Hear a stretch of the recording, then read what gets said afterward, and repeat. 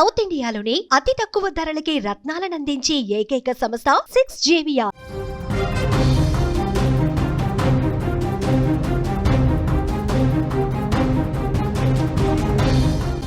నేపాల్లో డిజిటల్ విప్లవం ఒక్కసారిగా భగ్గుమంది. సోషల్ మీడియా నిషేధంపై యువత పెద్ద ఉద్యమమే నడిపించారు. పార్లమెంటు భవనం వద్ద భీకరంగా ఘర్షణ వాతావరణం ఏర్పడింది. సైన్యం కాల్పుల్లో 20 మంది చనిపోయారు. 400 మందికి పైగా తీవ్రంగా గాయాల పాలయ్యారు. నేపాల్ హోంమంత్రి రమేష్ లేఖక్ రాజీనామా చేయాల్సిన పరిస్థితి ఏర్పడింది. భారత్లో నేపాల్ సరిహద్దుల వద్ద హై అలర్ట్ కొనసాగుతోంది. సోషల్ మీడియా నిషేధాన్ని నేపాల్ ఎత్తేసింది. ఈ దెబ్బకి ఒకవైపు భావ ప్రకటన స్వేచ్ఛ, మరోవైపు శాంతి భద్రతలు, ఈ రెండింటి మధ్య జరిగిన తీవ్ర ఘర్షణ వల్ల నేపాల్ రక్తసిక్తమైంది. నెత్తురోడిన పరిస్థితి కనిపించింది. డిజిటల్ ప్రపంచంలో స్వేచ్ఛ కోసం యువత చేసిన పోరాటం తీవ్ర ఉద్రిక్తతలకు దారితీసింది. భావ ప్రకటన స్వేచ్ఛపై నేపాల్ ప్రభుత్వం విధించిన నిషేధం వందలు కాదు వేల మంది యువతను రోడ్ల మీదకి తీసుకొచ్చింది. వాటర్ క్యానాన్స్, టియర్ గ్యాసులు, చివరికి రబ్బర్ బుల్లెట్లు కూడా వాళ్లను ఆపలేకపోయాయి.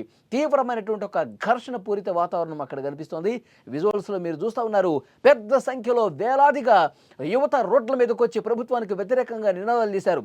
నేషనల్ సోషల్ మీడియా గైడ్లైన్స్ అనే బిల్లును ప్రభుత్వం తీసుకొచ్చినటువంటి నేపథ్యంలో ఈ బిల్లును తీవ్రంగా వ్యతిరేకిస్తూ రోడ్ల మీదకు వచ్చి ప్రభుత్వానికి వ్యతిరేకంగా నినాదాలు చేసిన పరిస్థితి.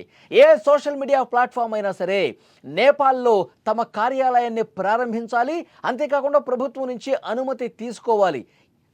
నేపాల్లో తీసుకొచ్చినటువంటి బిల్లు ఉద్దేశం ఇది. ఏ సోషల్ మీడియా ప్లాట్ఫామ్ అయినా నేపాల్లో తమ కార్యాలయాన్ని ప్రారంభించాలి, తర్వాత ప్రభుత్వం అనుమతి తీసుకోవాలి. ఇలాంటి కండిషన్స్ పెట్టిన నేపథ్యంలో ఒక ఘర్షణపూరిత వాతావరణం అనేది అక్కడ కనిపిస్తుంది. ఎందుకంటే అశ్లీలత, విద్వేష ప్రసంగాలు కట్టడి చేయటం, నేరాలను అరికట్టడం అని చెప్పి ప్రభుత్వం చెప్తున్నప్పటికి కానీ యువత చేతులకు ఒక సంకెళ్ళు వేసినట్టుగా యువత అక్కడ భావించిన పరిస్థితి. సోషల్ మీడియాను పూర్తిగా నిషేధం విధించిన నేపథ్యంలో ఒక్కసారిగా వేలాదిగా రోడ్ల మీదకి వచ్చి ఈ విధంగా ఆందోళన చేసిన పరిస్థితి.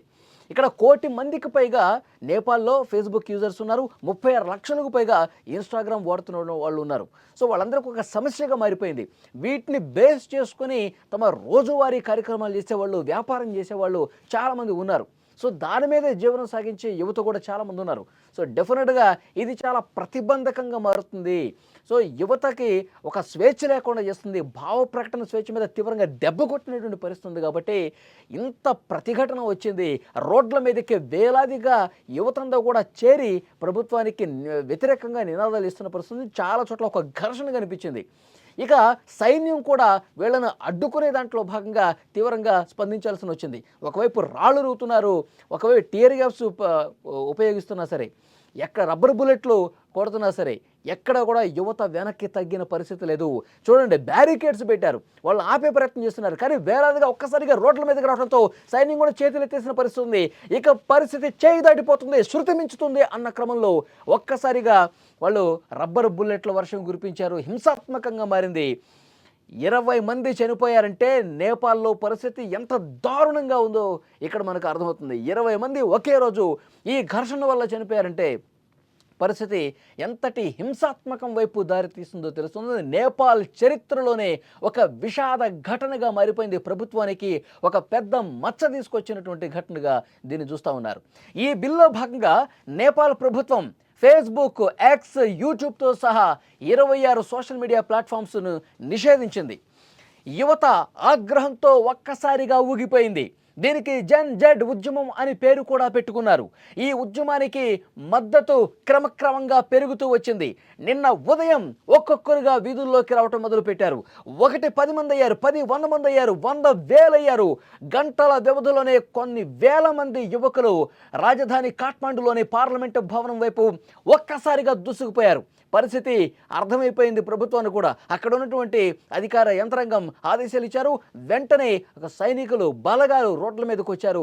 వాళ్ళని కట్టడి చేసే ప్రయత్నం చేశారు. కానీ కొద్దిమంది కనిపించినటువంటి ఆ యువత క్రమక్రమంగా పెరిగిపోయారు. ఒకళ్ళని చూసి ఒకళ్ళు, ఇంకొకళ్ళని చూసి ఇంకొకళ్ళు, అట్లా రోడ్ల మీదకి భారీగా వచ్చేసరికి కంట్రోల్ చేయలేనటువంటి పరిస్థితి ఏర్పడింది. ఈ నేపథ్యంలోనే అక్కడ తీవ్రమైనటువంటి ఘర్షణ ఏర్పడింది. రాళ్ళు రువ్వుతున్నారు. ఏ విధంగా చెట్ల కొమ్మలు చేతికి ఏది దొరికితే అది తీసుకొని కొడతా ఉన్నారు. వాటర్ బాటిల్స్తో కొడుతున్నటువంటి పరిస్థితి ఉంది. సో ఇంత పెద్ద సంఖ్యలో యువత నుంచి స్పందన వస్తుందని చెప్పి ముందుగా ఊహించలా. దానికి తగ్గట్టుగానే అక్కడ కొంతమంది బలగాలు మోహరించినప్పటికీ, బ్యారికేడ్స్ పెట్టినప్పటికీ బాగా తోసుకుంటూ వస్తున్నారు. చూడండి ఎంత ఘర్షణ కనిపిస్తుంది అక్కడ, ఎంత హింసగా ప్రేరేపించే విధంగా అక్కడ దృశ్యాలు మనకు కనిపిస్తున్నాయి. యువత అందరూ కూడా వాటిని తోసుకుంటూ ఇంకా ముందుకి పార్లమెంటు భవనం వైపు దూసుకెళ్ళిన పరిస్థితుంది. పార్లమెంటు వైపు రాళ్ళు రువ్వినటువంటి పరిస్థితి ఉంది. సో అందుకే వాళ్ళని కంట్రోల్ చేయడం కష్టమైపోయేసరికి రబ్బర్ బుల్లెట్లు కూడా వాడాల్సినటువంటి పరిస్థితి ఏర్పడింది. కొంతమందికి తీవ్రంగా గాయాలయ్యాయి. కొంతమంది ఇక పూర్తిగా కిందకు పడిపోయారు. నేల కూలినటువంటి పరిస్థితి ఉంది. ఒకటొకటిన వాళ్ళని ఆసుపత్రికి తరలించే ప్రయత్నం కూడా జరిగింది. 20 మంది నిన్న ఒక్కరోజు ఘర్షణల కారణంగా చనిపోయిన పరిస్థితి అంటే ఎంత దారుణమైనటువంటి సిచ్యువేషన్ నేపాల్లో ఉందన్నది కూడా అర్థమవుతుంది. నేపాల్ చరిత్రలోనే ఫస్ట్ టైం ఒక ఆందోళన పార్లమెంటు ప్రాంగణంలోకి చొచ్చుకెళ్లటం కనిపించింది. ఆందోళనకారులను అడ్డుకోవడానికి భద్రతా బలగాలు ముందుగా వాటర్ క్యానన్స్ యూజ్ చేశారు, టీర్ గ్యాసులను ప్రయోగించారు. కానీ ఎక్కడా కూడా యువత భయపడలా, ఎక్కడా కూడా యువత వెనకడుగు వేలా. ఇక తీవ్రమైనటువంటి ఆందోళన కనిపించింది. యువత ఇంకా పెరుగుతూనే ఉన్నారు. రోడ్లు కిక్కిరిసిపోయి కనిపిస్తూ ఉన్నాయి. వారు కూడా తమ వద్ద ఉన్నటువంటి రాళ్ళు, చెట్ల కొమ్మలతో దాడి చేసిన పరిస్థితి. పరిస్థితి అదుపు తప్పిందని చెప్పి భద్రతా బలగాలు కూడా అర్థమైపోయింది. ఇక రబ్బర్ బుల్లెట్లు తీసుకొని ఇష్టం వచ్చినట్టుగా విచక్షణారహితంగా యువత మీద కాల్పులు జరిపారు. 12 ఏళ్ల బాలుడు సహా 20 మంది ప్రాణాలు కోల్పోయారంటే ఎంతటి ఒక హింసాత్మకమైనటువంటి వాతావరణం అక్కడ కనిపించింది అనేది కూడా అర్థమవుతుంది. 400 మంది ప్రజెంట్ ఆసుపత్రుల్లో ఉన్నారు. తీవ్ర గాయాలపై వాళ్ళు చికిత్స పొందుతూ ఉన్నటువంటి సిచ్యువేషన్ ఉంది. సుమారు 178 పోలీసులు కూడా తీవ్రంగా ఈ ఘర్షణలో గాయపడ్డటువంటి పరిస్థితి ఉంది. ఈ హింసాత్మక ఘటనతో పరిస్థితులు ఒక్కసారిగా మారిపోయింది. ఎందుకంటే ప్రజాప్రతినిధులు, అక్కడున్న పాలకులు కూడా చెమటలు పట్టించారు. అక్కడ యువత సోషల్ మీడియాను నిషేధించినటువంటి ప్రభుత్వం వాళ్ళ ఒత్తిడికి తలొగ్గింది. సరిగ్గా మధ్యాహ్నం 3:30 సోషల్ మీడియాను తిరిగి పునరుద్ధరిస్తున్నట్లు ఒక అధికారిక ప్రకటన వచ్చింది. అప్పటికే జరగాల్సిన నష్టం కూడా జరిగిపోయింది. నైతిక బాధ్యత వహిస్తూ ఈ ఘటనకు సంబంధించి నేపాల్ హోంమంత్రి రమేష్ లేఖకు తన పదవికి రాజీనామా చేశారంటే అక్కడ సిచ్యువేషన్ ఎంత బ్యాడ్గా ఉందో, తీసుకొచ్చినటువంటి ఒక బిల్లు, వాళ్ళు పెట్టినటువంటి ఆంక్షలు ఎంతటి హింసాత్మకమైనటువంటి ఘటనకి నేపాల్ చరిత్రలోనే ఒక మచ్చగా మిగిలిపోయినటువంటి ఘటనగా దీన్ని చూడాల్సిన అవసరం ఉంది. ప్రభుత్వం మీద ఒక బ్యాడ్ అయిపోయినటువంటి సిచ్యువేషన్ కనిపించింది. నేపాల్ చరిత్రలో పార్లమెంటు భవనం వైపు వేలాదిగా యువత తీసుకొచ్చి ఈ విధంగా ఆందోళన చేశారంటే చాలా పరిస్థితి భయానకంగా ఏ విధంగా ఉందో స్క్రీన్ మీద మీరు చూస్తూ ఉన్నారు. నేపాల్ సరిహద్దుల్లోని బీహార్లోని 7 జిల్లాల్లో కూడా హై అలర్ట్ ప్రకటించారు. మన దేశానికి సరిహద్దు ప్రాంతాలు ఏవైతే ఉన్నాయో, బీహార్కి సంబంధించిన కొన్ని జిల్లాలు ఏవైతే ఉన్నాయో అక్కడ ఒక హై అలర్ట్ ప్రకటించి ఎప్పటికప్పుడు పరిస్థితిని సమీక్షిస్తూ ఉన్నారు. నేపాల్ ప్రభుత్వం ఎట్టకేలకు తల వంచింది. సోషల్ మీడియా మీద నిషేధాన్ని ఎత్తేసింది. కేబినెట్ అత్యవసర సమావేశం అనంతరం కమ్యూనికేషన్, ఇన్ఫర్మేషన్ అండ్ బ్రాడ్కాస్టింగ్ మంత్రి పృథ్వీ సుబ్బగురంగ్ సోమవారం రాత్రి ఈ విషయాన్ని వెల్లడించారు. మొత్తం మీద ఒక చిన్న బిల్లుతో మొదలైనటువంటి ఈ వ్యవహారం తీవ్ర విషాదాన్ని మిగల్చడం అక్కడ అందరినీ కూడా ఆలోచనలో పడేసింది. అంటే ప్రజా వ్యతిరేకమైనటువంటి బిల్లు, యువతకి వ్యతిరేకంగా ఉన్నటువంటి ఒక నిర్ణయం తీసుకుంటే పరిస్థితులు ఏ స్థాయి వరకు వెళతాయి అన్నది కూడా యువత చేతికి సంకెళ్ళు వేసే ఒక బిల్లు తీసుకొచ్చి యువత ఆశల్ని పూర్తిగా నీరుగార్చే విధంగా ఒక బిల్లు తీసుకొస్తే పరిస్థితులు ఎంత దారుణంగా ఉంటాయి, ఎంత హింసాత్మకంగా పరిస్థితులు ఉంటాయి, ఎలాంటి ఒక ఘర్షణ వాతావరణం ఉంటుంది, ప్రభుత్వం ఏ విధంగా కదులొచ్చే పరిస్థితి ఉంటుంది, కూసాలు కదిలిపోయే విధంగా యువత స్పందిస్తారు అనటానికి ఒక ప్రత్యక్ష నిదర్శనంగా నేపాల్లో ఉన్నటువంటి దృశ్యాలే అద్దం పడుతున్నాయి.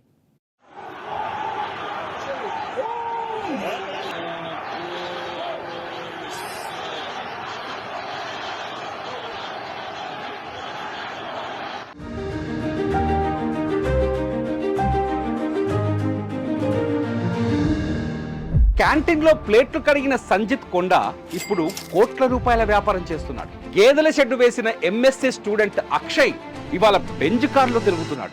3 అడుగులు ఎత్తు కూడా లేని ఆర్తి డోగ్రి ఐఏఎస్ కొట్టి రాజస్థాన్నే వణికిస్తోంది. మహిళా పోలీసుకు భర్త సెల్యూట్ చేస్తే అవమానం అనుకొని ఐపీఎస్ చదివి మహారాష్ట్రలో అంబిక సూపర్ పోలీసుగా మారింది.